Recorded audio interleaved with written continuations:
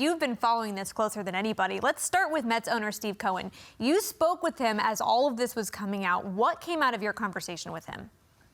Well, Michelle, Steve Cohen was at peace with this, and I don't want to imply that he was just like, whatever, this is fine. He wanted deGrom. He would have been happy to sign him. So, of course, some disappointment there. But I didn't hear anger. I didn't hear freaking out. I just heard, we'll wish deGrom the best, and we'll move on to the next thing. They have to stay focused, the Mets do, on just replacing him in the rotation.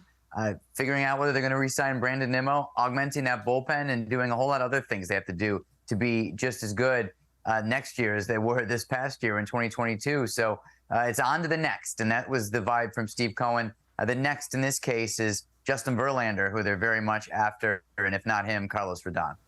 deGrom started just 11 games with the Mets last season, 26 games the last 2 years. The Mets would have obviously loved to have him back in the rotation, like you said, but do you think that they would have matched that Rangers deal or anything even close to it if given the opportunity?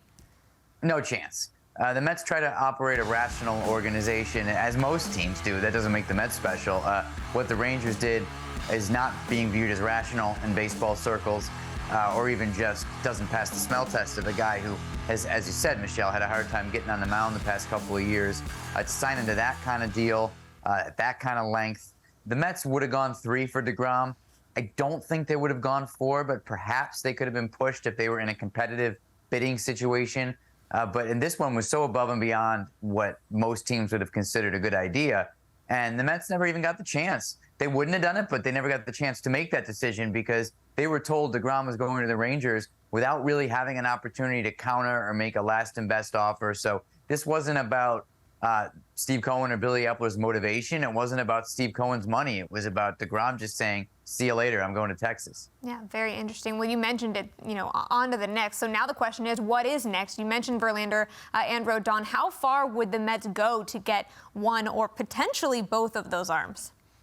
I don't think it's going to be both, Michelle. I think it'll be aggressive on one of those players. Aggressive means different things to each. With Verlander, maybe you guarantee a third year. They'd like to keep it at 2 years for a pitcher about to turn 40, but we'll see where the bidding goes. Other teams, like the Dodgers and on Verlander. Rodon's an interesting case because he was healthy last year, but has a checkered injury history prior to that. So would you go 4 or 5 years?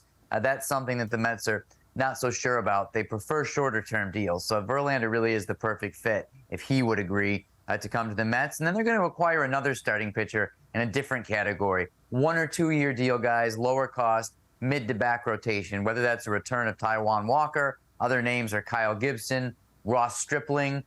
There's plenty in that category, and the Mets are going to get one of them. So before this offseason is over, and perhaps before the winter meetings next week are over, Mets will have 2 new starting pitchers. Yeah, so obviously starting pitching is in need, but there's other gaps on the team as well. Brandon Nimmo's a free agent. There's other big names on the market. Could we see a big splash at some point, maybe even at the winter meetings, aside from a starter?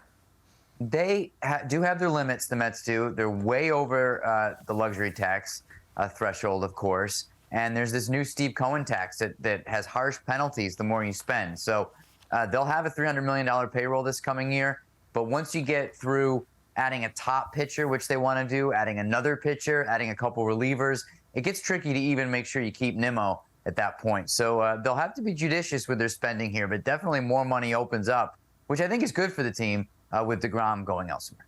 Yeah, the way to stay positive. I love it. All right, Andy, thank you so much. As always, you do a terrific job.